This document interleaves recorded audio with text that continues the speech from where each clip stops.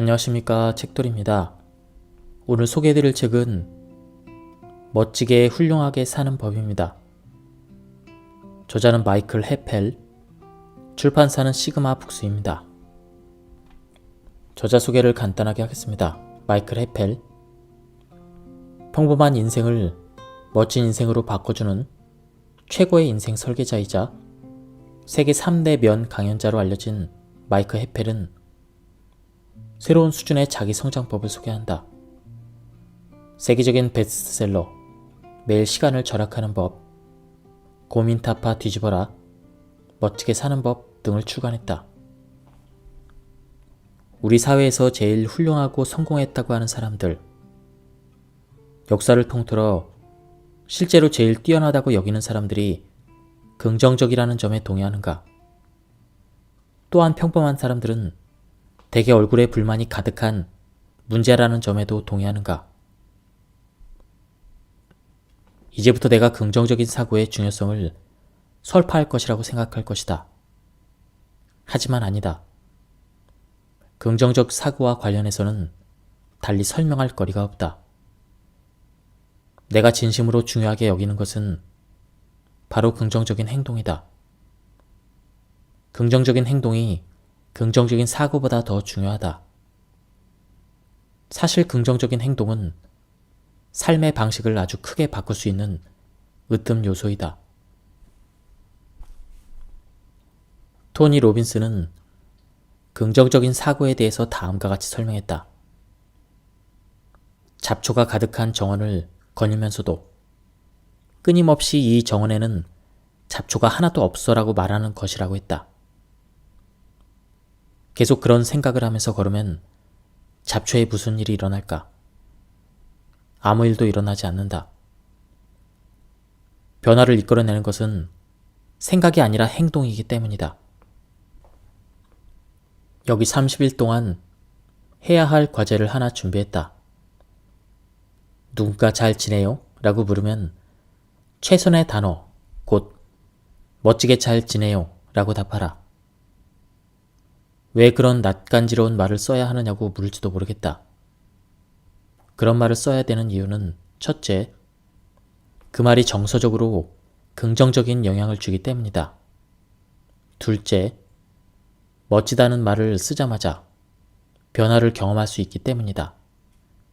셋째, 특히 누군가 안부를 물을 때 오랫동안 별일 없이 잘 지내요라는 상투적인 대답으로 일관했다면 멋지게 잘 지내요라고 대답하는 순간 상대방에게서 놀라운 반응을 보게 될 것이다. 다들 무슨 일이 있었냐고 걱정하거나 정말 좋은 일이 있냐며 관심을 집중할 것이다. 내 말을 믿고 그렇게 해보자. 기분이 좋지 않은데도 억지로 그런 말을 쓴다는 것이 불편하고 어렵게 느껴질지도 모른다. 하지만 지금 기분이 어떻고 삶에서 무슨 일이 일어나든 한 달 뒤에는 누군가 안부를 물을 때 멋지게 잘 지내요 라고 말할 수 있다면 정말 좋지 않을까? 피곤하다고 말하는 순간 피곤해지고 지루하다고 말하는 순간 지루해진다. 아프다고 말하는 순간 뇌가 반응해서 기분을 더 울적하게 만든다. 나는 전에 캘리포니아에서 강의할 때도 이 방법을 소개했다. 피곤하다고 느끼는 사람들에게 피곤하다고 말하지 말고 힘이 넘친다고 말하세요 라고 말했다. 언제 어디서든 그렇게 말하면 정말로 어떤 일이 벌어질지 생각해보자. 피곤한 상태에서도 정말로 기운이 난다라고 말할 수 있을까? 그리고 그렇게 말하면 정말로 몸에서 기운이 솟을까? 나는 때로 사람들에게 이런 말을 한다. 지금 기운이 하나도 없다고 느낄지도 모르겠습니다. 그런데 지금 당장 저 문을 나가서 동네를 2바퀴 돌고 자기 자리로 제일 먼저 돌아오는 분에게 1천만 원을 현금으로 드리겠다고 하면 몇 년 동안 달리기를 해본 적이 없는 사람도 힘을 내어 자리를 박차고 일어날 것입니다. 우리 몸의 에너지란 늘 존재하는 것이기 때문에 우리가 원하면 언제든지 발현될 수가 있다.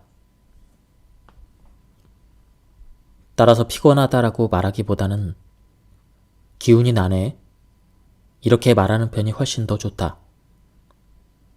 어떤 말을 선택하느냐에 따라 결과는 크게 달라진다.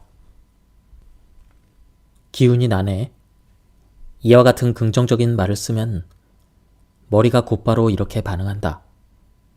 알겠어. 기운 내는 법을 잘 알지. 놀라운 뇌에서 화학 물질이 분비되고 호흡법이 바뀌고 자세도 바뀔 것이다. 몸에서 곧바로 기운이 날 것이다. 피곤함에서 벗어나고 정말로 기운이 나는 삶을 살고 싶다면 자신에게 달려있다. 변화를 원한다면 말을 바꿔라. 멋지고 훌륭한 삶을 살고 싶다면 말을 바꾸면 된다. 지루해라고 하기보다는 정말 재밌는데? 라고 말해보라. 갑자기 표정을 바꾸고 이렇게 멋지고 환상적인 일은 처음이야. 이렇게 말할 필요는 없다. 다시 말하지만 그렇게 할 필요가 없다. 그저 정말 재밌다 라고만 하면 된다. 정말 재미있다 라고 말하면 어떤 일이 일어날 것 같은가? 자신이 듣고 보고 겪는 일이 더 재미있어질 것이라는 작은 증거라도 찾지 않을까? 바로 그렇다. 동정심을 가져보자. 스스로 또는 다른 사람이 한 부정적인 말들을 적어보자. 모두 떠올려보자. 또한 배움은 행동에서 비롯된다는 사실도 기억하자. 실제로 해봐야 배운다. 부정적인 단어들을 적는 것 말고 또 해야 될 일이 있다. 내가 쓴 단어의 반대말은 무엇인지 생각해보자. 예를 들어 피곤하다라고 말할 때 기운이 난다라는 말을 떠올리고 지루하다라고 말할 때 재미있다라는 단어를 떠올린다. 아프다라고 말할 때 더 나아졌어라는 말을 떠올린다. 이처럼 부정적인 말의 반대말을 생각해보자. 인생을 살다 보면 지칠 때가 있다. 그때 계속해서 지치고 피곤해지고 싶다면 사람들에게 피곤하다고 말하면 된다. 반면 기분이 더 좋아지고 싶다면 기운이 솟는데? 라고 말하면 된다. 단 이때 진실성을 갖고 말해야 한다. 정말 그런 것처럼, 정말 기운이 나고 싶은 것처럼 말해야 한다. 그렇게 하면 어떤 일이 생길까? 아주 빨리 기분이 좋아질 것이다. 자신에게 하는 질문은 아주 강력한 힘이 있다. 자신에게 질문을 하면 뇌는 그의 대답을 해야 한다. 뇌는 곧바로 정답을 찾지 못하더라도 답을 찾기 위해 노력하고 그 결과를 내놓는다. 따라서 자신에게 질문을 할 때는 아주 신중해야 한다. 우선 질문이 긍정적이어야 한다. 스스로 답을 찾도록 해야 한다. 자신에게 긍정적으로 질문을 하면 할수록 더 긍정적인 답변을 얻을 수가 있을 것이다. 세미나를 열면 사람들이 이렇게 말할 때가 있다. 알겠습니다. 그렇게 할게요. 더 긍정적이 되도록 노력할게요. 거기에는 아주 무력한 단어가 하나 포함되어 있다. 즉, 노력하다라는 문제의 단어가 있다. 예를 들어보자. 지금 당장 손을 들어라. 한쪽 손을 들어서 좌우로 흔들어라. 이제 됐다. 그만해도 좋다. 손을 흔들지 말자. 손을 가만히 무릎 위에 두자. 자, 이제 손을 흔들려고 노력해보라. 어서 그렇게 하려고 노력해보라. 손을 움직인다면 그것은 노력하는 것이 아니다. 그것은 노력하는 것이 아니라 처음 했던 것처럼 손을 흔드는 것이다. 그저 손을 흔들기 위해서 노력해보라. 이제 알겠는가? 무언가를 하려고 노력한다는 말은 그것을 하지 않겠다는 말과 같다. 이제 자기가 쓰는 언어를 바꿀 수 있다는 사실을 알았을 것이다. 누군가 안부를 물었을 때 곧바로 새롭고 긍정적인 답변을 할 수도 있고, 어떤 문제가 생겼을 때도 더 좋은 질문을 던질 수 있다.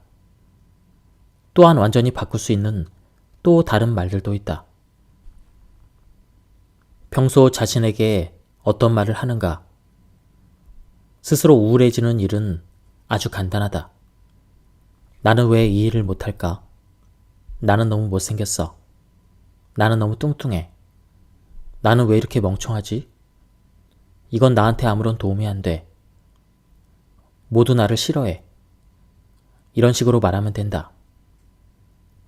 당연히 이런 말을 많이 할수록 그 말을 점점 더 진실로 믿게 되고 그 말처럼 되기 쉽다. 그래서 혼잣말은 아주 중요하다. 혼잣말을 결정하는 사람은 누굴까? 바로 자신이다. 오랫동안 스스로를 비하하고 움츠러 들었던 사람이라면 하루아침에 긍정적으로 변화하는 일이 조금은 불편하고 어색하게 느껴질지도 모른다. 때로는 자기를 기만한다는 기분이 들지도 모른다. 하지만 그렇다 하더라도 괜찮다. 처음에는 혼잣말의 내용을 거짓으로 꾸며야 할 경우도 생길지 모르기 때문이다. 예를 들어 처음에는 실제 기분과 상관없이 나는 잘 하고 있어. 나는 인기가 많아. 이렇게 말하거나 겉으로나 속으로 나는 내가 참 마음에 들어. 이런 식으로 혼잣말로 시작해야 되기 때문이다. 이렇듯 긍정적인 혼잣말을 많이 할수록 점점 더 그런 사람에 가까워진다. 그렇다. 모든 것은 자기가 하는 말로 시작된다. 무조건 야호, 세상은 모든 것이 멋져. 태양이 늘 번쩍이는 이 세상은 정말 좋은 곳이야. 모든 것이 최고야 라고 외쳐야 한다는 말이 아니다. 그렇게 하면 세상의 진실을 제대로 보지 못하기 때문이다. 내가 하고 싶은 말은 상황을 어떻게 받아들일지를 스스로 결정할 수 있고 언어를 통해 그 결정을 확실한 사실로 만들 수 있다는 뜻이다. 장담하건대 자신의 두려움과 지금 자기를 망설이게 한다고 생각하는 것들을 꼼꼼히 따져보면 그 중에 95%가 실제하지 않는 스스로 만들어낸 것이라는 사실을 알게 될 것이다. 우리가 두렵다고 생각했던 것들은 대개 거짓에 근거한 그러한 것들이거나 다른 사람이 한 말을 무조건 확신한 어리석은 판단의 결과였다. 지금 당장 그런 두려움을 없애고 자기의 안락지대에서 벗어나 자신감을 높이는 데 필요한 몇 가지 방법을 찾아보자. 여기 자기의 안락지대에서 벗어나 새로운 사람들을 사귈 수 있을 뿐만 아니라 다른 사람의 삶에도 긍정적인 영향을 줄 수 있는 아주 간단한 방법이 한 가지 있다. 지금부터 24시간 동안 전에 한 번도 만나본 적이 없는 5사람을 만나 이야기를 나눠보길 바란다. 난생 처음 보는 사람들에게 말을 걸어보라. 그 사람들을 즐겁게 해줘라. 마음껏 칭찬해줘라. 그들이 어떤 사람인지 알아보라. 기차를 타면 맞은편에 앉은 사람들에게 말을 걸어보고 버스를 타면 옆자리에 앉은 사람에게 말을 걸어보라. 낯선 사람들에게 말을 걸었을 때 그들의 얼굴에서 미소를 보았다면 이 일과 관련해서 보너스 점수를 얻을 수 있을 것이다. 단 24시간 안에 반드시 5사람을 만나야 한다. 자, 이제 어떤 일이 생길까? 그 일을 하다 보면 생각보다 재밌어서 24시간 안에 5명이 아니라 10명과도 말을 하게 될 것이다. 만일 그것이 취미가 된다면 얼마나 멋질까? 낯선 사람들에게 말을 걸어서 그들을 웃게 할 수 있다면 그야말로 매일 다른 누군가의 삶에 긍정적인 영향을 미치는 것이다. 그 일을 계속해서 50명의 사람들과 이야기를 나눈다면 무슨 일이 벌어질까? 그렇게 하고 나면 그동안 자신이 낯선 사람들과 만나는 것을 왜 그토록 두려워했는지 도저히 이해하기 어려울 것이다. 더 멋지고 재밌는 말로 낯선 사람들을 즐겁게 해줘라. 평소 대화할 기회가 거의 없을 것 같은 사람에게 말을 걸어보라. 모임이나 행사에 참여했다면 그동안 말을 걸어본 적이 없는 사람들과 이야기해보라. 여기에 정말 깊은 소식이 있다. 자신감은 전염성이 강하다. 이 일을 잘 해내면 삶의 모든 분야에서도 자신감을 얻을 것이다. 다음 해야 할 것은 기록하는 일이다. 자기가 안락지대를 벗어날 때마다 일기를 쓰듯 그 내용을 적는다. 그렇게 하면 스스로를 억제하고 제한하는 믿음을 자신이 언제 어떻게 깨는지를 자세히 알 수 있다. 꾸준히 이런 일기를 쓰면 걱정하고 움츠러드는 순간이 다시 오더라도 포기하면 안 돼. 전에 이럴 때 어떻게 했지? 이런 생각이 들 것이다. 그러면 그동안의 기록을 찾아보고 아, 이럴 때는 이렇게 했지. 이렇게 하면 되겠네. 힘을 내자. 이렇게 마음을 추스릴 수가 있다. 긍정적인 혼잣말. 앞서 이야기한 긍정적인 단어들을 쓰면 분명 변화가 생길 것이다. 마지막으로 자기의 안락지대를 정말로 깨고 싶다면 다음과 같이 아주 특별한 3가지 요소를 활용하라. 첫 번째 요소는 속도입니다. 몸을 움직이거나 일을 처리할 속도를 높여라. 몸을 좀 더 빨리 움직이고 일을 더 빨리 진행하다 보면 더 자신있게 자신의 안락지대를 벗어날 수가 있다. 평소 마감 시간이 닥치면 어떻게 행동하는가? 이사간 집 열쇠를 받지 못해 새 집에 들어가지 못하는 상황이라면 어떻게 행동하겠는가? 절박한 심정으로 문제를 해결하기 위해서 모든 일을 최대한 빠르게 해결하려고 할 것이다. 이렇듯 일상생활을 하면서도 긴장과 절박함을 잃지 않으면 안락지대에 안주하려는 마음도 쉽게 사라진다. 그 다음 요소는 팀입니다. 다른 사람과 함께하라. 자기와 같은 신념을 가진 사람들과 함께 노력하다 보면 안락지대를 벗어나는 일이 더 쉬워진다. 자신이 몸담은 조직이 자기의 안락지대를 벗어나는 일을 지극히 당연하게 여긴다고 생각해보자. 나를 안주하게 하려는 사람들보다 적극적으로 미래를 개척하도록 용기를 주고 자극하는 사람들로 주변을 채워야 한다. 5년 뒤에 내가 어떤 사람이 되어 있을지 알고 싶다면 내가 대부분의 시간을 함께 보내는 그 사람들이 누구인지, 그리고 지금 읽는 책이 어떤 책인지를 보면 된다. 3번째 요소는 바로 재미다. 재미있고 즐겁다면 안락지대를 벗어나는 일이 훨씬 더 쉬울 것이다. 이제 이런 의문이 들 것이다. 사고가 거의 빛의 속도로 처리되는데 어떻게 뇌를 훈련할 수 있을까? 그것은 아주 간단하다. 아주 작은 일부터 시작하면 된다. 누군가 나에게 와서 안녕하세요? 오늘 기분 어때요? 라고 물을 때 어떤 대답을 해야 되는지 기억하는가? 그 질문에 아주 멋진 하루네요 라고 대답한다면 긍정적인 결과를 얻기 위한 뇌 훈련에 이미 돌입한 셈이다. 자신의 사고를 창의적이고 상상력이 풍부한 심피질까지 보내는 습관을 들이고 있는 것이다. 그런 연습을 꾸준히 하면 두렵거나 심각한 상황이 닥칠 때마다 뇌는 우선 사고를 신피질로 보내려고 할 것이다. 그 이유는 생각을 할 때마다 매번 그런 식으로 사고하도록 길들여졌기 때문이다. 목표를 설정할 때는 첫째, 목표가 주어가 있어야 된다. 둘째, 긍정적이어야 한다. 셋째, 현재 진행형으로서 기술되어야 한다. 목표가 주어가 있어야 된다는 말은 목표 달성의 주체가 나이어야 한다는 뜻이다. 세상에서 제일 중요한 존재이자 나와 내 인생을 바꿀 사람은 바로 나이다.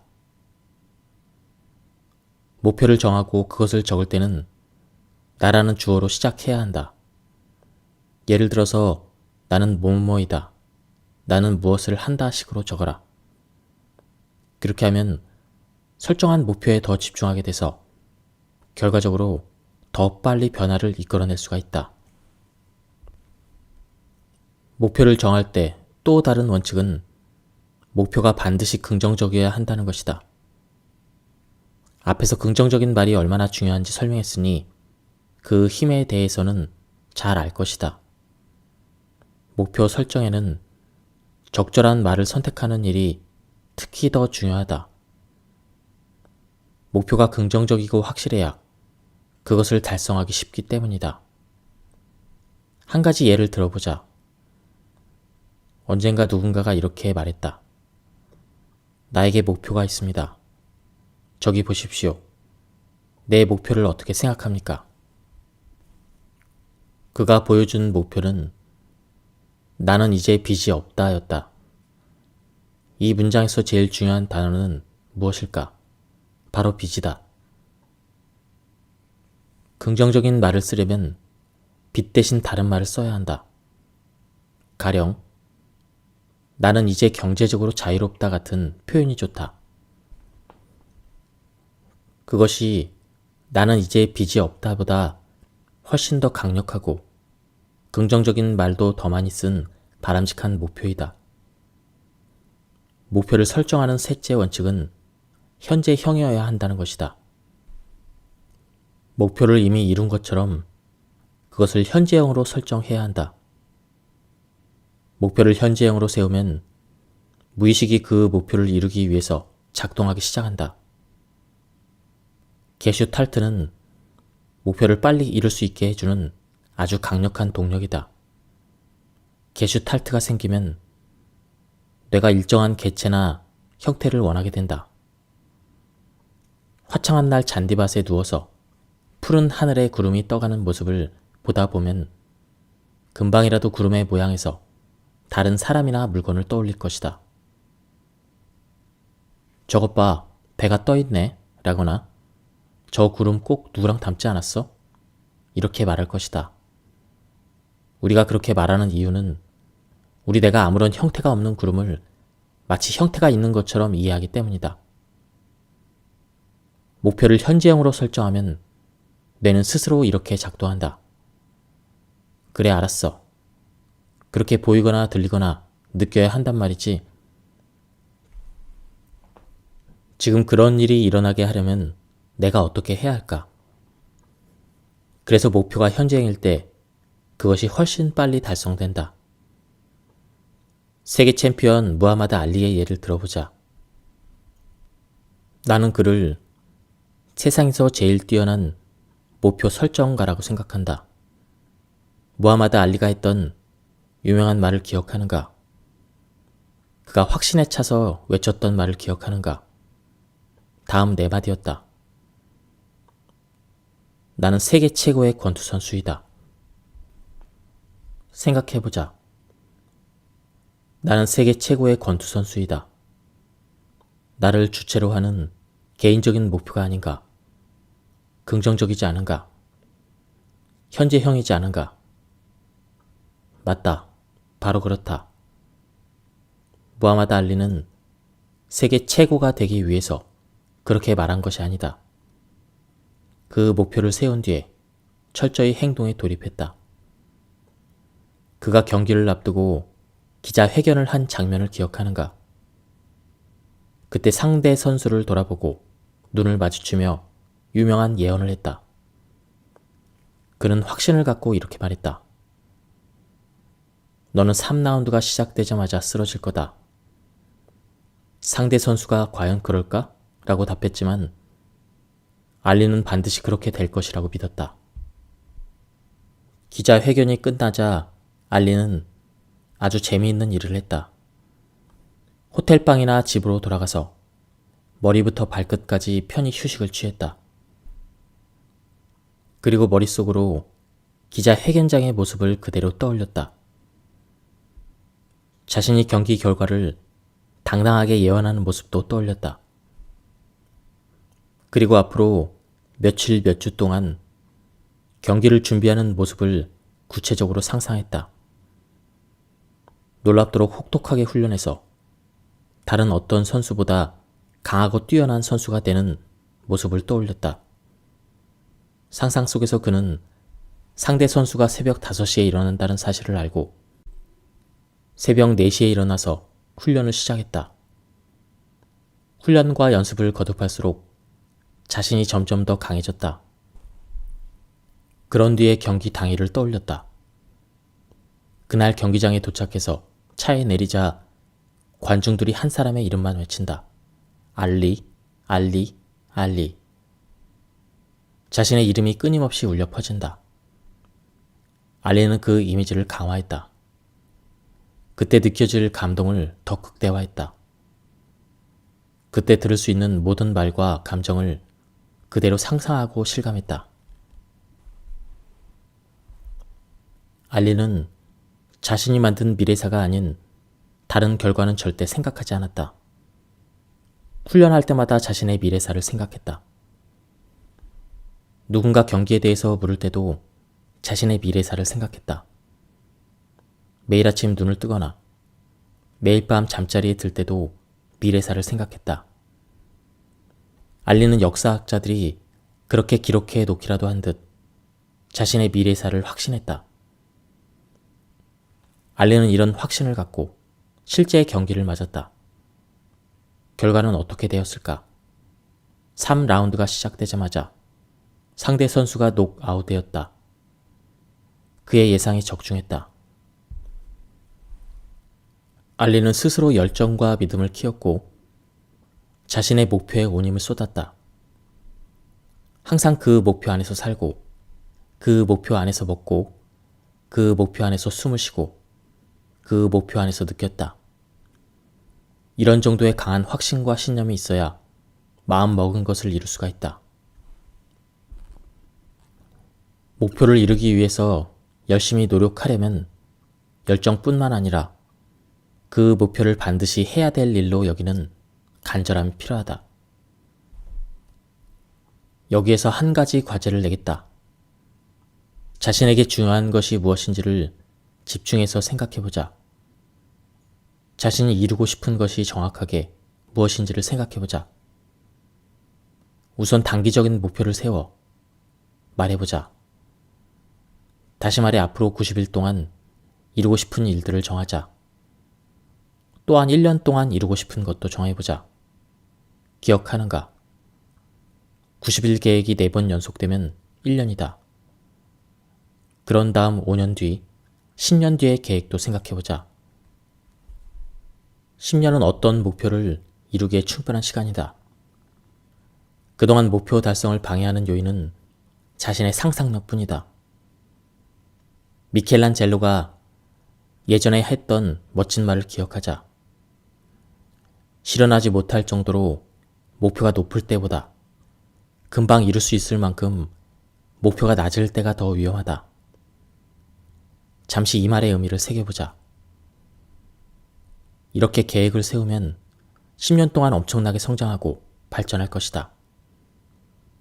무엇이든 원하는 것을 얻을 것이고 어떤 일이든 원하는 수준에 도달할 것이다. 원하는 목표를 세워서 그것을 90일 단위로 나누고 각 기간 동안 적절하게 행동을 취하면 된다. 우리 마음속에는 우리의 목표를 부정하는 부정적인 신념들이 있습니다. 이런 바위 같은 부정적인 신념과 마주했을 때 속으로 그와 반대되는 내용의 말을 하는 것입니다. 예를 들어보겠습니다. 첫 번째로 자신감 부족. 나는 자신감이 부족한 사람이야. 또는 나는 숫기가 없어 라는 말을 생각해보자. 누구나 그런 말을 하면 그것은 저절로 나에게서 부정적인 신념으로 굳어진다. 그것은 너무나 당연하다. 나는 자신감이 없어. 숫기가 없어라고 말하고 움츠러들고 소극적으로 행동하면 결국 어떤 결과를 얻을까? 그 말이 신념이 되고 그것을 뒷받침하는 증거를 찾게 된다. 내가 자신감이 없다는 것을 입증할 만한 증거를 스스로 열심히 찾는 것이다. 그와 반대로 부정적인 신념이 아니라 동기를 부여하는 긍정적인 신념을 새로 만든다면 어떻게 될까? 나는 뭐든 잘할 자신이 있어. 이렇게 말한다면 어떻게 달라질까? 금세 자신감이 생기기 시작할 것이다. 활짝 웃으며 적극적이고 활발하게 사람들을 대할 것이다. 따라서 나는 자신감이 없어. 이렇게 말하지 말고 스스로 나는 뭐든 잘할 자신이 있어 라고 말해보자. 다음은 시간 부족입니다. 시간 없어. 하루 24시간이 모자라. 내가 할 일이 얼마나 많은지 알아? 이런 말은 어떨까? 중요한 비밀이 하나 있다. 우리가 가진 시간은 누구나 똑같다는 것이다. 어떤 사람이 다른 사람들보다 시간을 더 잘 관리하는 것처럼 보일 뿐이다. 따라서 시간이 없어라는 말 대신 나는 중요한 일을 할 시간이 얼마든지 있어. 이렇게 말하는 건 어떨까? 아니면 난 시간이 있어라고 간단히 말해도 좋다. 말의 선택이 얼마나 중요한지 아는가? 어서 큰 소리로 말해보자. 나는 중요한 일을 할 시간이 얼마든지 있어. 아주 멋진 말이다. 다음은 난 너무 늙었어. 또는 나는 너무 어려. 나이에 따라 몇 가지 다른 예를 들어보자. 나는 너무 늙었어 라는 믿음을 가진 사람이라면 이렇게 말해보자. 나는 경험과 지혜가 풍부하니까 게임에서 유리해. 그렇게 생각하면 나이는 경쟁에 유익한 요소이다. 반면 나는 너무 어려서 경험이 모자라 걱정이야. 이렇게 생각하는 사람은 어떨까? 나는 순수함과 열정과 패기로 모든 것을 이룰 수가 있어. 이렇게 말해보자. 나는 너무 어려워라는 말보다 훨씬 더 힘을 주는 말이 아닌가? 다음은 나는 돈이 없어입니다. 누군가 이렇게 말하는 것을 들어본 적이 있을 것이다. 현대인들에게 아주 흔한 부정적 신념이다. 지금 돈은 수많은 사람에게 무엇보다 중요한 문제이고 돈에 대한 부정적인 신념을 해결하려면 한두 마디 말로는 부족할 정도이다. 하지만 돈이 없으라는 말 대신 이런 말로 시작해 보는 것은 어떨까? 내가 필요한 것은 지금 다 나에게 있다. 우리가 사는 지구를 풍요로운 곳이라고 생각해보자. 지구가 풍요로우니 그곳에 사는 나도 풍요롭다고 생각해보자. 나에게 필요한 모든 것이 내 주변에 있다고 상상해보자. 내가 필요한 것은 지금 다 나에게 있다. 이 말은 나는 돈이 없어라는 부정적인 말과 정반대되는 말이다. 이 말이 부정적인 신념을 깨는데 아직 부족하다면 스스로 이렇게 질문해보자. 필요한 돈을 얻으려면 어떻게 해야 할까? 그러면 뇌의 뛰어난 해결력에 깜짝 놀라게 될 것이다. 말은 중요한 출발점이지만 그것만으로는 부족하다. 우리가 원하는 변화를 이끌어내려면 결국 행동이 뒤따라야 한다. 인생을 바꾸는데 제일 중요한 것은 바로 행동이다. 긍정적인 말을 하려면 머릿속으로만 되뇌이지 말고 소리를 내어 크게 말해야 한다. 생리학적으로 봐도 소리를 내어 말하면 원하는 것을 더 빨리 얻을 수가 있다. 긍정적인 표현을 찾아서 긍정적인 음성으로 긍정적인 말을 하면 그 말에 대해서 진지하게 생각하고 그 말을 소리내어 반복해서 말하면 그 말이 곧 내가 된다. 이제는 누구나 이런 새롭고 강력한 말을 평소에도 자주 사용하고 싶을 것이다. 그런 마음이 든다면 바위같이 단단한 부정적인 신념이 그것이 제거된 뒤에도 되살아나거나 자신에 대해서 조금이라도 의심이 생긴다고 해도 언제든지 새롭고 긍정적인 믿음으로 돌아올 수 있을 것이다. 내가 원하는 일은 무엇이든 할 수 있다고 100% 확신한다면 기분이 어떨까? 그 정도의 확신에 이르려면 훌륭해지겠다는 비전이 매일 매 순간 삶의 일부가 되어야 한다. 첫 단계는 아주 간단하고 재미있다. 원하는 목표를 이루었을 때 내 인생이 어떤 모습일지를 구체적으로 상상해 보는 것이다. 제일 기본적으로는 원하는 분야에서 훌륭한 단계에 이르렀을 때의 모습을 그림으로 그려보는 방법이 있다. 또는 그런 단계의 모습을 표현하기 위해서 좀 더 시간과 노력을 들여서 잡지에서 자료나 기사를 모으거나 인터넷에서 사진이나 이미지를 모을 수도 있다. 무엇이든 훌륭해지고 싶다는 목표가 있다면, 가령 팀을 훌륭하게 관리하고 싶다면 그 목표를 이루었을 때의 모습을 구체적으로 상상해야 한다. 멋진 몸매를 갖겠다는 목표가 생겼다면 어떻게 해야 할까? 평소 이상적으로 생각하는 몸매를 가진 그런 사람의 사진에 자신의 얼굴을 넣어보자. 누구의 사진을 사용하든 훌륭한 시각적인 이미지가 될 것이다. 그리고 그 이미지를 늘 가지고 다니는 노트에 잘 간직한다. 언제 어디서나 그 이미지와 함께 해야 된다는 뜻이다. 다음 해야 될 일은 자신이 만든 이미지에 어울리는 그 목표를 문장으로 적는 것이다. 목표를 적는 방법을 기억하는가? 개인적이고 긍정적이고 현재형으로 적어야 한다. 훌륭한 팀의 리더가 되고 싶다면 다음과 같이 목표를 명확하게 적어야 한다.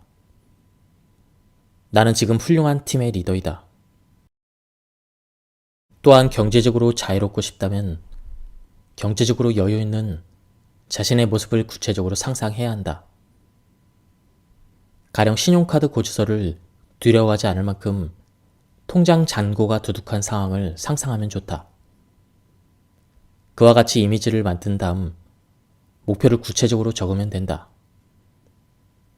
나는 이제 경제적으로 자유롭다. 건강해지고 싶다면 그와 관련된 이미지를 만들고 나는 지금 최고로 건강하다처럼 적으면 된다. 각자 목표에 따라 이렇게 해보자. 세 번째 단계는 목표를 언제까지 달성할 수 있는가 적는 것이다. 날짜를 정확하게 정하자. 그런 다음 이루어야 할 목표 바로 옆에 그 날짜를 적는다. 목표를 구체적으로 적었다면 이제는 앞서 만든 시각적인 이미지를 토대로 그런 일은 일어나지 않을 것이라는 부정적인 생각이나 의심을 완벽하게 떨쳐버려야 한다. 그렇게 하려면 머릿속에 미래의 긍정적인 이미지를 만들어 놓고 그 이미지가 정말로 실현될 것이라고 굳게 믿어야 한다.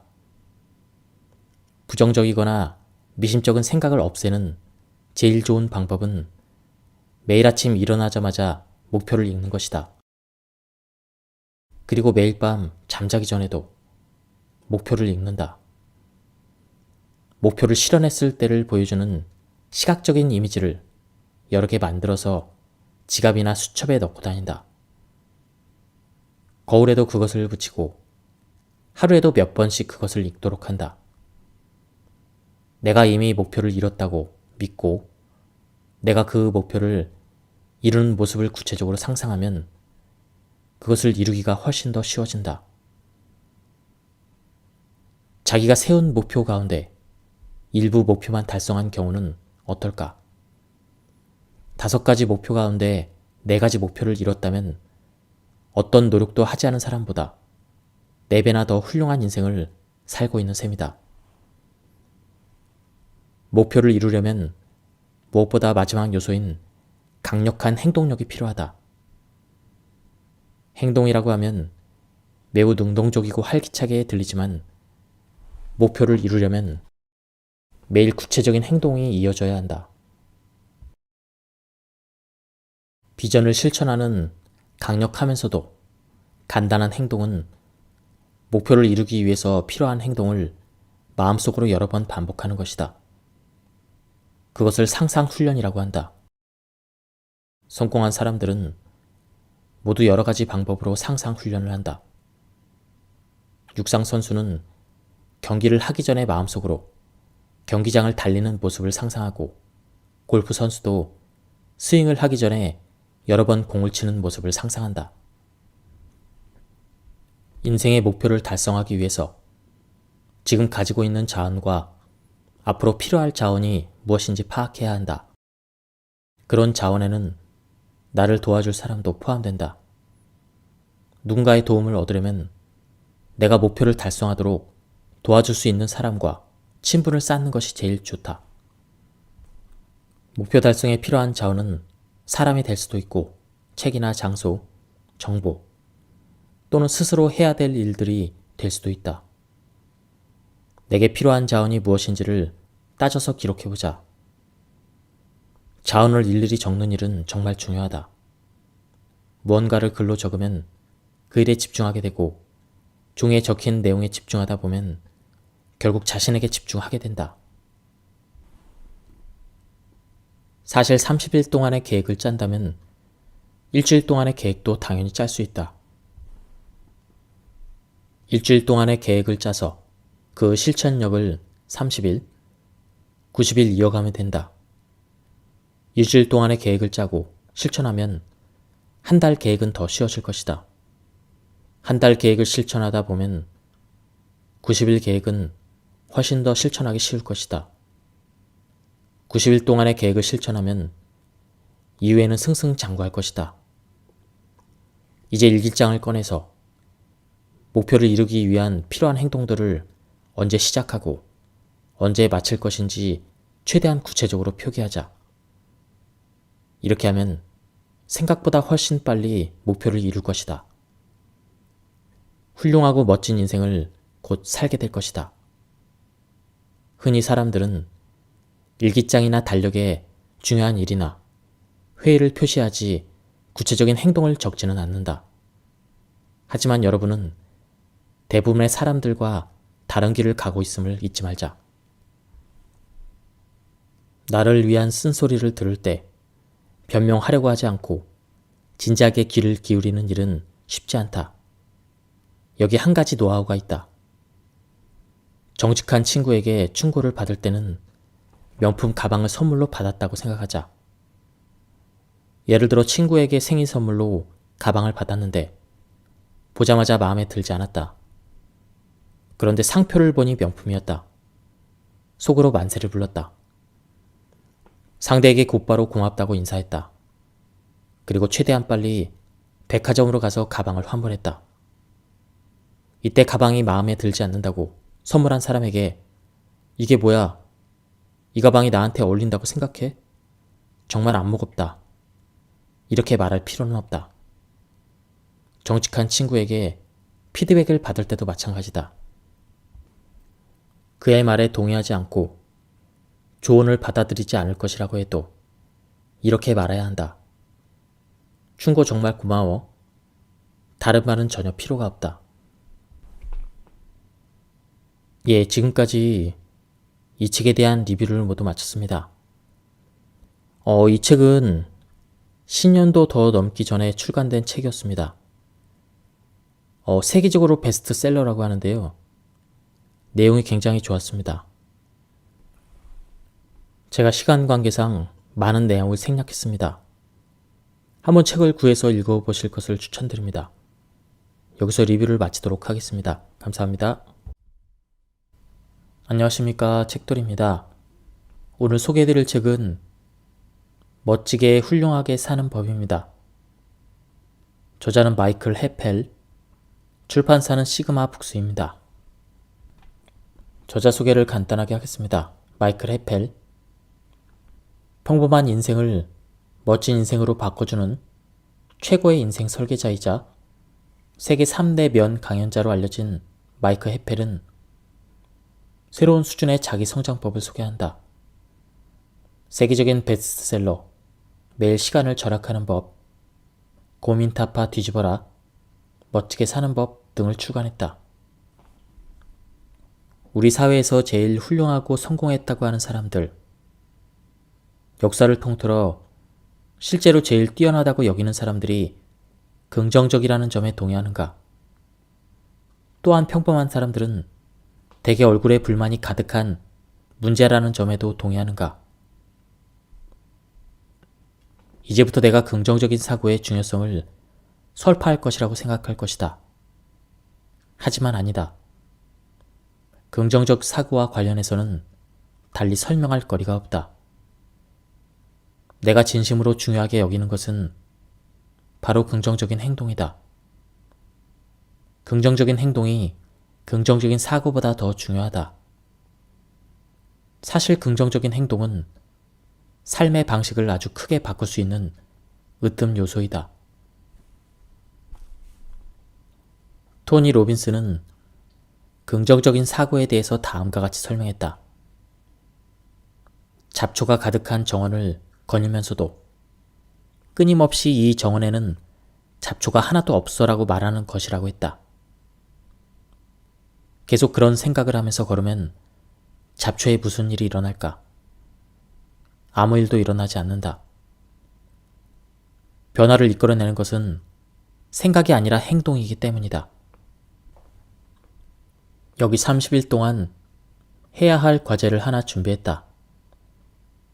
누군가 잘 지내요? 라고 물으면 최선의 단어, 곧 멋지게 잘 지내요 라고 답하라. 왜 그런 낯간지러운 말을 써야 하느냐고 물을지도 모르겠다. 그런 말을 써야 되는 이유는 첫째, 그 말이 정서적으로 긍정적인 영향을 주기 때문이다. 둘째, 멋지다는 말을 쓰자마자 변화를 경험할 수 있기 때문이다. 셋째, 특히 누군가 안부를 물을 때 오랫동안 별일 없이 잘 지내요라는 상투적인 대답으로 일관했다면 멋지게 잘 지내요라고 대답하는 순간 상대방에게서 놀라운 반응을 보게 될 것이다. 다들 무슨 일이 있었냐고 걱정하거나 정말 좋은 일이 있냐며 관심을 집중할 것이다. 내 말을 믿고 그렇게 해보자. 기분이 좋지 않은데도 억지로 그런 말을 쓴다는 것이 불편하고 어렵게 느껴질지도 모른다. 하지만 지금 기분이 어떻고 삶에서 무슨 일이 일어나든 한 달 뒤에는 누군가 안부를 물을 때 멋지게 잘 지내요 라고 말할 수 있다면 정말 좋지 않을까? 피곤하다고 말하는 순간 피곤해지고 지루하다고 말하는 순간 지루해진다. 아프다고 말하는 순간 뇌가 반응해서 기분을 더 울적하게 만든다. 나는 전에 캘리포니아에서 강의할 때도 이 방법을 소개했다. 피곤하다고 느끼는 사람들에게 피곤하다고 말하지 말고 힘이 넘친다고 말하세요 라고 말했다. 언제 어디서든 그렇게 말하면 정말로 어떤 일이 벌어질지 생각해보자. 피곤한 상태에서도 정말로 기운이 난다라고 말할 수 있을까? 그리고 그렇게 말하면 정말로 몸에서 기운이 솟을까? 나는 때로 사람들에게 이런 말을 한다. 지금 기운이 하나도 없다고 느낄지도 모르겠습니다. 그런데 지금 당장 저 문을 나가서 동네를 2바퀴 돌고 자기 자리로 제일 먼저 돌아오는 분에게 1천만 원을 현금으로 드리겠다고 하면 몇 년 동안 달리기를 해본 적이 없는 사람도 힘을 내어 자리를 박차고 일어날 것입니다. 우리 몸의 에너지란 늘 존재하는 것이기 때문에 우리가 원하면 언제든지 발현될 수가 있다. 따라서 피곤하다라고 말하기보다는 기운이 나네, 이렇게 말하는 편이 훨씬 더 좋다. 어떤 말을 선택하느냐에 따라 결과는 크게 달라진다. 기운이 나네, 이와 같은 긍정적인 말을 쓰면 머리가 곧바로 이렇게 반응한다. 알겠어.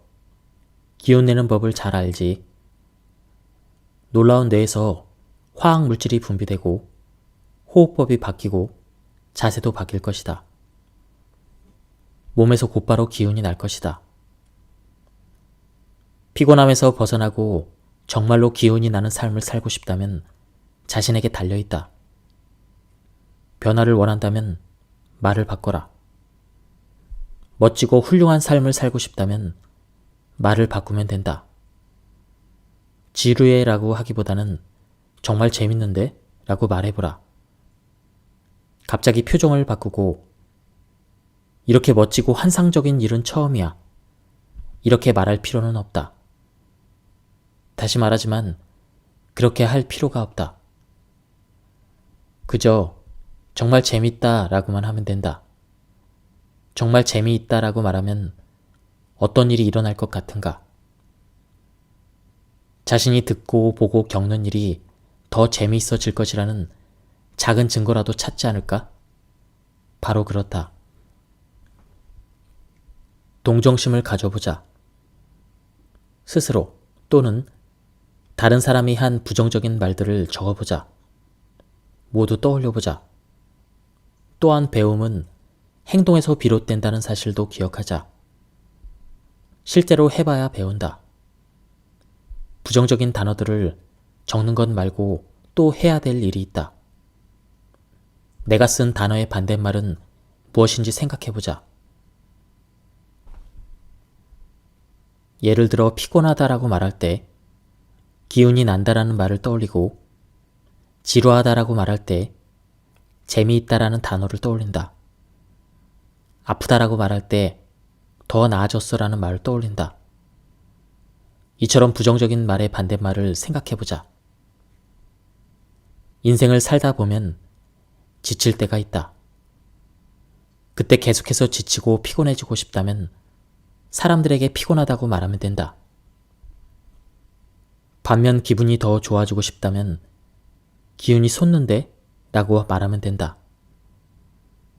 단 이때 진실성을 갖고 말해야 한다. 정말 그런 것처럼, 정말 기운이 나고 싶은 것처럼 말해야 한다. 그렇게 하면 어떤 일이 생길까? 아주 빨리 기분이 좋아질 것이다. 자신에게 하는 질문은 아주 강력한 힘이 있다. 자신에게 질문을 하면 뇌는 그의 대답을 해야 한다. 뇌는 곧바로 정답을 찾지 못하더라도 답을 찾기 위해 노력하고 그 결과를 내놓는다. 따라서 자신에게 질문을 할 때는 아주 신중해야 한다.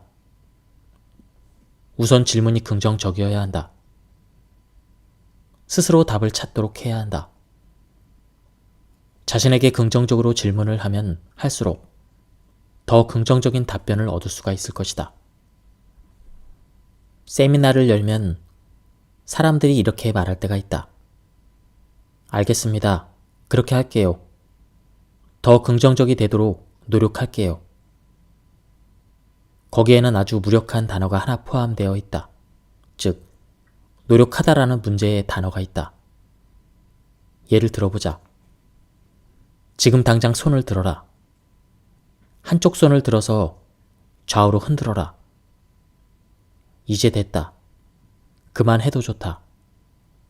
손을 흔들지 말자. 손을 가만히 무릎 위에 두자. 자, 이제 손을 흔들려고 노력해보라. 어서 그렇게 하려고 노력해보라. 손을 움직인다면 그것은 노력하는 것이 아니다. 그것은 노력하는 것이 아니라 처음 했던 것처럼 손을 흔드는 것이다. 그저 손을 흔들기 위해서 노력해보라. 이제 알겠는가? 무언가를 하려고 노력한다는 말은 그것을 하지 않겠다는 말과 같다. 이제 자기가 쓰는 언어를 바꿀 수 있다는 사실을 알았을 것이다. 누군가 안부를 물었을 때 곧바로 새롭고 긍정적인 답변을 할 수도 있고, 어떤 문제가 생겼을 때도 더 좋은 질문을 던질 수 있다. 또한 완전히 바꿀 수 있는 또 다른 말들도 있다.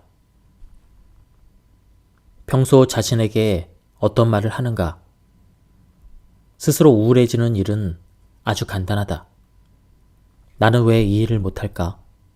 나는 너무 못생겼어. 나는 너무 뚱뚱해. 나는 왜 이렇게 멍청하지? 이건 나한테 아무런 도움이 안 돼. 모두 나를 싫어해. 이런 식으로 말하면 된다. 당연히 이런 말을 많이 할수록 그 말을 점점 더 진실로 믿게 되고 그 말처럼 되기 쉽다. 그래서 혼잣말은 아주 중요하다. 혼잣말을 결정하는 사람은 누굴까? 바로 자신이다. 오랫동안 스스로를 비하하고 움츠러 들었던 사람이라면 하루아침에 긍정적으로 변화하는 일이 조금은 불편하고 어색하게 느껴질지도 모른다. 때로는 자기를 기만한다는 기분이 들지도 모른다. 하지만 그렇다 하더라도 괜찮다. 처음에는 혼잣말의 내용을 거짓으로 꾸며야 할 경우도 생길지 모르기 때문이다. 예를 들어 처음에는 실제 기분과 상관없이 나는 잘 하고 있어. 나는 인기가 많아. 이렇게 말하거나 겉으로나 속으로 나는 내가 참 마음에 들어. 이런 식으로 혼잣말로 시작해야 되기 때문이다. 이렇듯 긍정적인 혼잣말을 많이 할수록 점점 더 그런 사람에 가까워진다. 그렇다. 모든 것은 자기가 하는 말로 시작된다. 무조건 야호, 세상은 모든 것이 멋져. 태양이 늘 번쩍이는 이 세상은 정말 좋은 곳이야. 모든 것이 최고야 라고 외쳐야 한다는 말이 아니다. 그렇게 하면 세상의 진실을 제대로 보지 못하기 때문이다. 내가 하고 싶은 말은 상황을 어떻게 받아들일지를 스스로 결정할 수 있고 언어를 통해 그 결정을 확실한 사실로 만들 수 있다는 뜻이다. 장담하건대 자신의 두려움과 지금 자기를 망설이게 한다고 생각하는 것들을 꼼꼼히 따져보면 그 중에 95%가 실제하지 않는 스스로 만들어낸 것이라는 사실을 알게 될 것이다. 우리가 두렵다고 생각했던 것들은 대개 거짓에 근거한 그러한 것들이거나 다른 사람이 한 말을 무조건 확신한 어리석은 판단의 결과였다.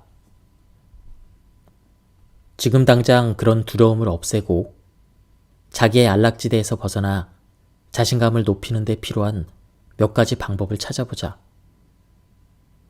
여기 자기의 안락지대에서 벗어나 새로운 사람들을 사귈 수 있을 뿐만 아니라 다른 사람의 삶에도 긍정적인 영향을 줄 수 있는 아주 간단한 방법이 한 가지 있다. 지금부터 24시간 동안 전에 한 번도 만나본 적이 없는 5사람을 만나 이야기를 나눠보길 바란다. 난생 처음 보는 사람들에게 말을 걸어보라. 그 사람들을 즐겁게 해줘라. 마음껏 칭찬해줘라. 그들이 어떤 사람인지 알아보라. 기차를 타면 맞은편에 앉은 사람들에게 말을 걸어보고 버스를 타면 옆자리에 앉은 사람에게 말을 걸어보라. 낯선 사람들에게 말을 걸었을 때 그들의 얼굴에서 미소를 보았다면 이 일과 관련해서 보너스 점수를 얻을 수 있을 것이다. 단 24시간 안에 반드시 5사람을 만나야 한다. 자, 이제 어떤 일이 생길까? 그 일을 하다 보면 생각보다 재밌어서 24시간 안에 5명이 아니라 10명과도 말을 하게 될 것이다. 만일 그것이 취미가 된다면 얼마나 멋질까? 낯선 사람들에게 말을 걸어서 그들을 웃게 할 수 있다면 그야말로 매일 다른 누군가의 삶에 긍정적인 영향을 미치는 것이다. 그 일을 계속해서 50명의 사람들과 이야기를 나눈다면 무슨 일이 벌어질까? 그렇게 하고 나면 그동안 자신이 낯선 사람들과 만나는 것을 왜 그토록 두려워했는지 도저히 이해하기 어려울 것이다. 더 멋지고 재밌는 말로 낯선 사람들을 즐겁게 해줘라. 평소 대화할 기회가 거의 없을 것 같은 사람에게 말을 걸어보라. 모임이나 행사에 참여했다면 그동안 말을 걸어본 적이 없는 사람들과 이야기해보라. 여기에 정말 기쁜 소식이 있다. 자신감은 전염성이 강하다. 이 일을 잘 해내면 삶의 모든 분야에서도 자신감을 얻을 것이다. 다음 해야 할 것은 기록하는 일이다. 자기가 안락지대를 벗어날 때마다 일기를 쓰듯 그 내용을 적는다. 그렇게 하면 스스로를 억제하고 제한하는 믿음을 자신이 언제 어떻게 깨는지를 자세히 알 수 있다. 꾸준히 이런 일기를 쓰면 걱정하고 움츠러드는 순간이 다시 오더라도 포기하면 안 돼. 전에 이럴 때 어떻게 했지? 이런 생각이 들 것이다. 그러면 그동안의 기록을 찾아보고 아, 이럴 때는 이렇게 했지. 이렇게 하면 되겠네. 힘을 내자. 이렇게 마음을 추스릴 수가 있다. 긍정적인 혼잣말. 앞서 이야기한 긍정적인 단어들을 쓰면 분명 변화가 생길 것이다. 마지막으로 자기의 안락지대를 정말로 깨고 싶다면 다음과 같이 아주 특별한 3가지 요소를 활용하라. 첫 번째 요소는 속도입니다. 몸을 움직이거나 일을 처리할 속도를 높여라. 몸을 좀 더 빨리 움직이고 일을 더 빨리 진행하다 보면 더 자신있게 자신의 안락지대를 벗어날 수가 있다. 평소 마감 시간이 닥치면 어떻게 행동하는가? 이사간 집 열쇠를 받지 못해 새 집에 들어가지 못하는 상황이라면 어떻게 행동하겠는가? 절박한 심정으로 문제를 해결하기 위해서 모든 일을 최대한 빠르게 해결하려고 할 것이다. 이렇듯 일상생활을 하면서도 긴장과 절박함을 잃지 않으면 안락지대에 안주하려는 마음도 쉽게 사라진다. 그 다음 요소는 팀입니다. 다른 사람과 함께하라. 자기와 같은 신념을 가진 사람들과 함께 노력하다 보면 안락지대를 벗어나는 일이 더 쉬워진다. 자신이 몸담은 조직이 자기의 안락지대를 벗어나는 일을 지극히 당연하게 여긴다고 생각해보자. 나를 안주하게 하려는 사람들보다 적극적으로 미래를 개척하도록 용기를 주고 자극하는 사람들로 주변을 채워야 한다.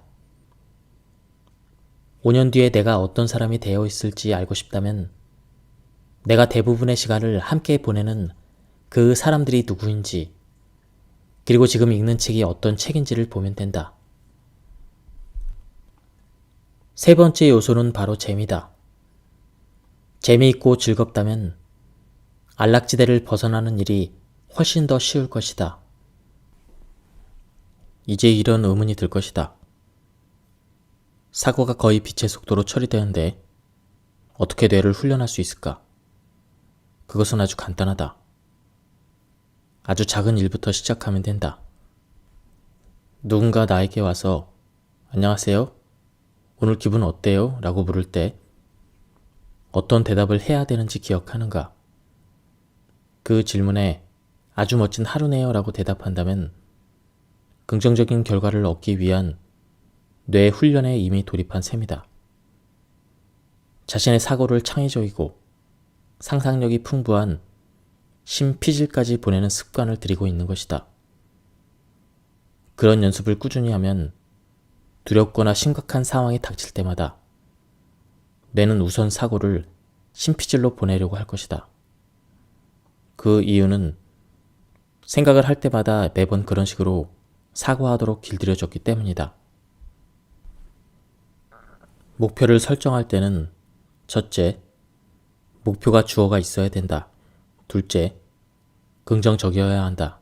셋째, 현재 진행형으로서 기술되어야 한다. 목표가 주어가 있어야 된다는 말은 목표 달성의 주체가 나이어야 한다는 뜻이다. 세상에서 제일 중요한 존재이자 나와 내 인생을 바꿀 사람은 바로 나이다. 목표를 정하고 그것을 적을 때는 나라는 주어로 시작해야 한다. 예를 들어서 나는 뭐뭐이다. 나는 무엇을 한다 식으로 적어라. 그렇게 하면 설정한 목표에 더 집중하게 돼서 결과적으로 더 빨리 변화를 이끌어낼 수가 있다. 목표를 정할 때 또 다른 원칙은 목표가 반드시 긍정적이어야 한다는 것이다. 앞에서 긍정적인 말이 얼마나 중요한지 설명했으니 그 힘에 대해서는 잘 알 것이다. 목표 설정에는 적절한 말을 선택하는 일이 특히 더 중요하다.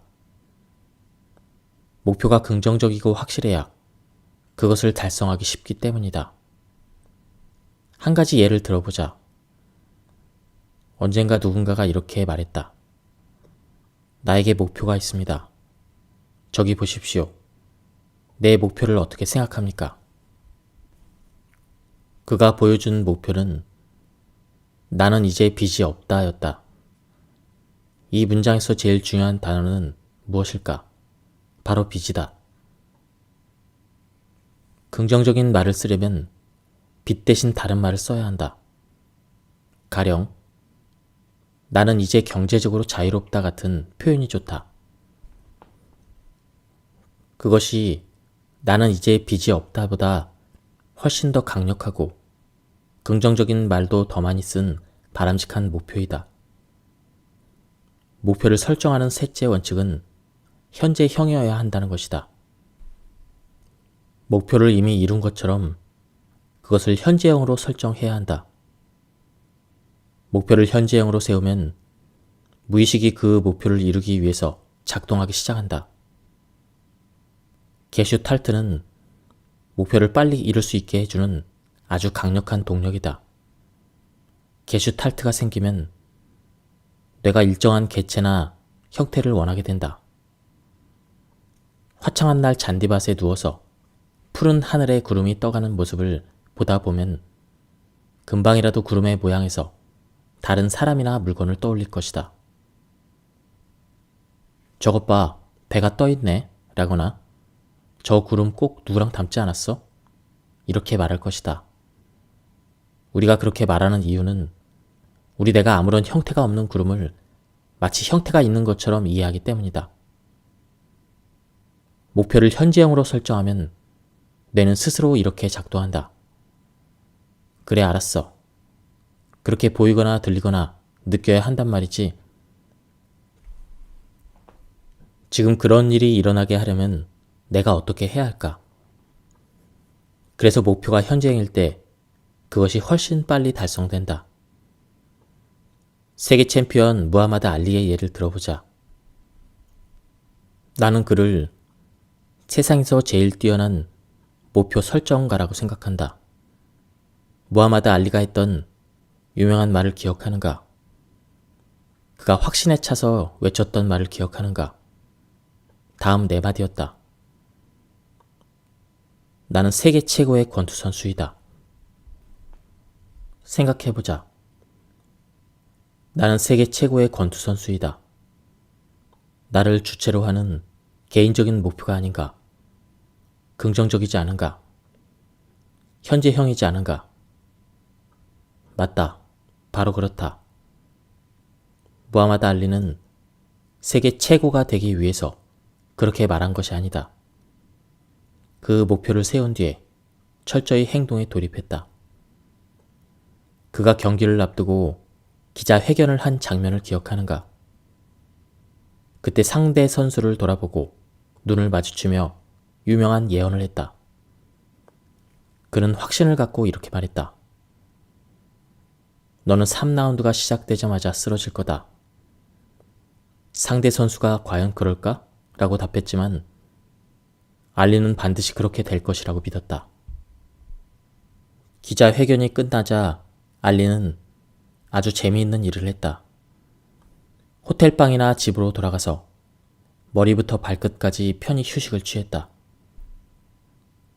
그리고 머릿속으로 기자회견장의 모습을 그대로 떠올렸다. 자신이 경기 결과를 당당하게 예언하는 모습도 떠올렸다. 그리고 앞으로 며칠 몇 주 동안 경기를 준비하는 모습을 구체적으로 상상했다. 놀랍도록 혹독하게 훈련해서 다른 어떤 선수보다 강하고 뛰어난 선수가 되는 모습을 떠올렸다. 상상 속에서 그는 상대 선수가 새벽 5시에 일어난다는 사실을 알고 새벽 4시에 일어나서 훈련을 시작했다. 훈련과 연습을 거듭할수록 자신이 점점 더 강해졌다. 그런 뒤에 경기 당일을 떠올렸다. 그날 경기장에 도착해서 차에 내리자 관중들이 한 사람의 이름만 외친다. 알리, 알리, 알리. 자신의 이름이 끊임없이 울려 퍼진다. 알리는 그 이미지를 강화했다. 그때 느껴질 감동을 더 극대화했다. 그때 들을 수 있는 모든 말과 감정을 그대로 상상하고 실감했다. 알리는 자신이 만든 미래사가 아닌 다른 결과는 절대 생각하지 않았다. 훈련할 때마다 자신의 미래사를 생각했다. 누군가 경기에 대해서 물을 때도 자신의 미래사를 생각했다. 매일 아침 눈을 뜨거나 매일 밤 잠자리에 들 때도 미래사를 생각했다. 알리는 역사학자들이 그렇게 기록해 놓기라도 한 듯 자신의 미래사를 확신했다. 알리는 이런 확신을 갖고 실제 경기를 맞았다. 결과는 어떻게 되었을까? 3라운드가 시작되자마자 상대 선수가 녹아웃되었다. 그의 예상이 적중했다. 알리는 스스로 열정과 믿음을 키웠고 자신의 목표에 온 힘을 쏟았다. 항상 그 목표 안에서 살고 그 목표 안에서 먹고 그 목표 안에서 숨을 쉬고 그 목표 안에서 느꼈다. 이런 정도의 강한 확신과 신념이 있어야 마음 먹은 것을 이룰 수가 있다. 목표를 이루기 위해서 열심히 노력하려면 열정뿐만 아니라 그 목표를 반드시 해야 될 일로 여기는 간절함이 필요하다. 여기에서 한 가지 과제를 내겠다. 자신에게 중요한 것이 무엇인지를 집중해서 생각해보자. 자신이 이루고 싶은 것이 정확하게 무엇인지를 생각해보자. 우선 단기적인 목표를 세워 말해보자. 다시 말해 앞으로 90일 동안 이루고 싶은 일들을 정하자. 또한 1년 동안 이루고 싶은 것도 정해보자. 기억하는가? 90일 계획이 4번 연속되면 1년이다. 그런 다음 5년 뒤, 10년 뒤의 계획도 생각해보자. 10년은 어떤 목표를 이루기에 충분한 시간이다. 그동안 목표 달성을 방해하는 요인은 자신의 상상력뿐이다. 미켈란젤로가 예전에 했던 멋진 말을 기억하자. 실현하지 못할 정도로 목표가 높을 때보다 금방 이룰 수 있을 만큼 목표가 낮을 때가 더 위험하다. 잠시 이 말의 의미를 새겨보자. 이렇게 계획을 세우면 10년 동안 엄청나게 성장하고 발전할 것이다. 무엇이든 원하는 것을 얻을 것이고 어떤 일이든 원하는 수준에 도달할 것이다. 원하는 목표를 세워서 그것을 90일 단위로 나누고 각 기간 동안 적절하게 행동을 취하면 된다. 우리 마음속에는 우리의 목표를 부정하는 부정적인 신념들이 있습니다. 이런 바위 같은 부정적인 신념과 마주했을 때 속으로 그와 반대되는 내용의 말을 하는 것입니다. 예를 들어보겠습니다. 첫 번째로 자신감 부족. 나는 자신감이 부족한 사람이야. 또는 나는 숫기가 없어 라는 말을 생각해보자. 누구나 그런 말을 하면 그것은 저절로 나에게서 부정적인 신념으로 굳어진다. 그것은 너무나 당연하다. 나는 자신감이 없어. 숫기가 없어라고 말하고 움츠러들고 소극적으로 행동하면 결국 어떤 결과를 얻을까? 그 말이 신념이 되고 그것을 뒷받침하는 증거를 찾게 된다. 내가 자신감이 없다는 것을 입증할 만한 증거를 스스로 열심히 찾는 것이다. 그와 반대로 부정적인 신념이 아니라 동기를 부여하는 긍정적인 신념을 새로 만든다면 어떻게 될까? 나는 뭐든 잘할 자신이 있어. 이렇게 말한다면 어떻게 달라질까? 금세 자신감이 생기기 시작할 것이다. 활짝 웃으며 적극적이고 활발하게 사람들을 대할 것이다. 따라서 나는 자신감이 없어. 이렇게 말하지 말고 스스로 나는 뭐든 잘할 자신이 있어 라고 말해보자. 다음은 시간 부족입니다. 시간 없어. 하루 24시간이 모자라. 내가 할 일이 얼마나 많은지 알아? 이런 말은 어떨까? 중요한 비밀이 하나 있다.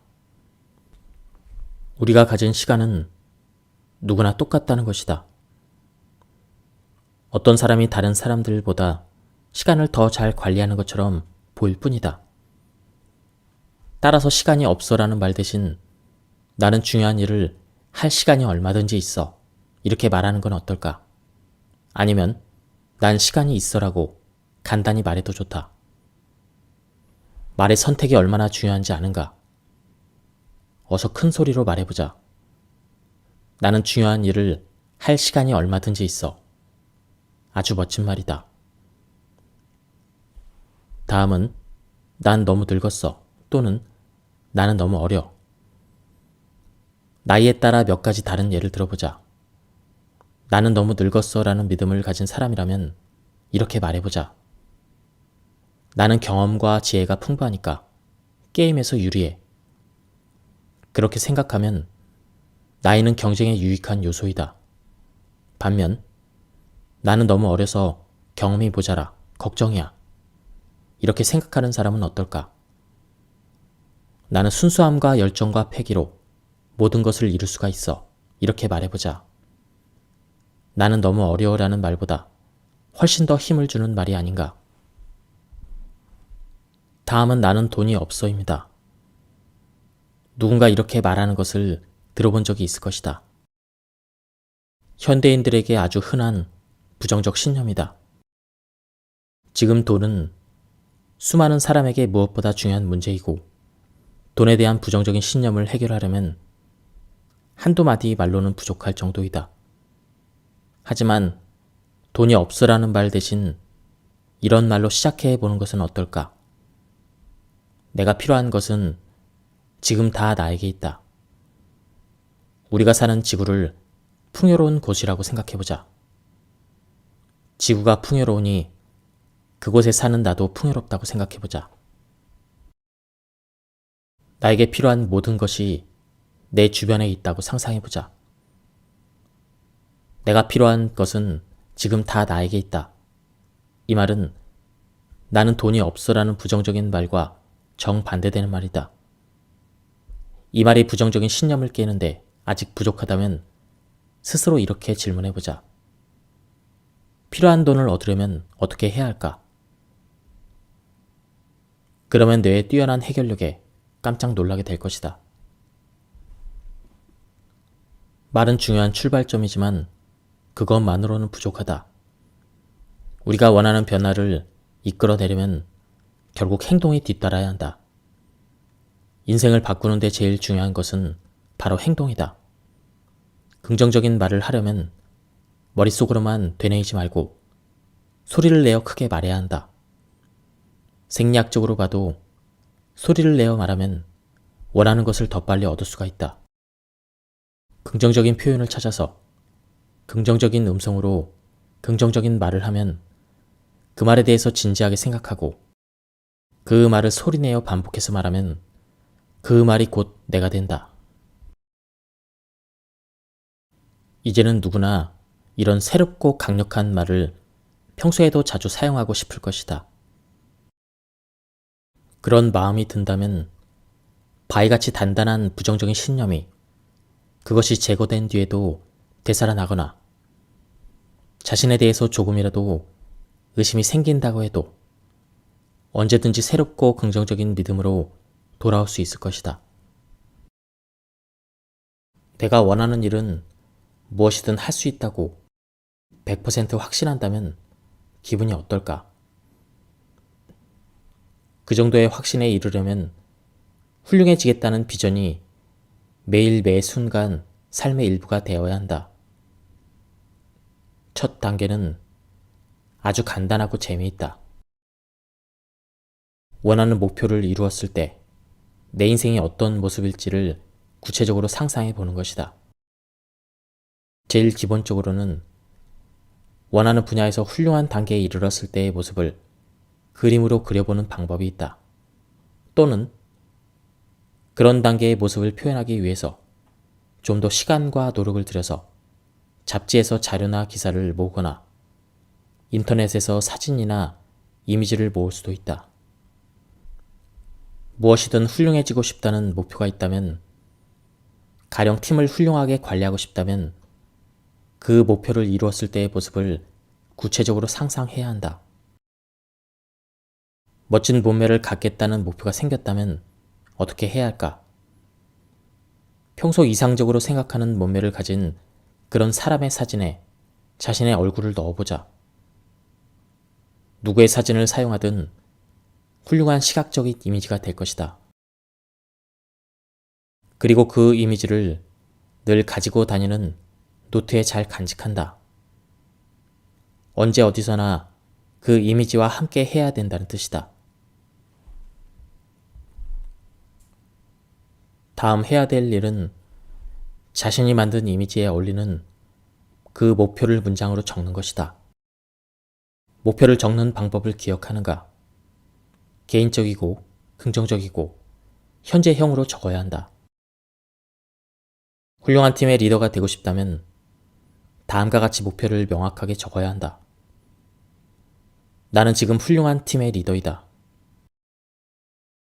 또한 경제적으로 자유롭고 싶다면 경제적으로 여유 있는 자신의 모습을 구체적으로 상상해야 한다. 가령 신용카드 고지서를 두려워하지 않을 만큼 통장 잔고가 두둑한 상황을 상상하면 좋다. 그와 같이 이미지를 만든 다음 목표를 구체적으로 적으면 된다. 나는 이제 경제적으로 자유롭다.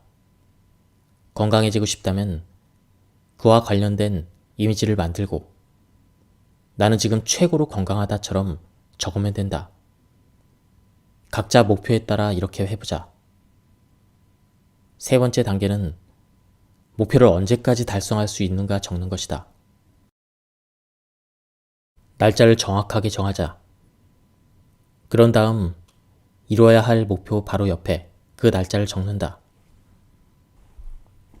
목표를 구체적으로 적었다면 이제는 앞서 만든 시각적인 이미지를 토대로 그런 일은 일어나지 않을 것이라는 부정적인 생각이나 의심을 완벽하게 떨쳐버려야 한다.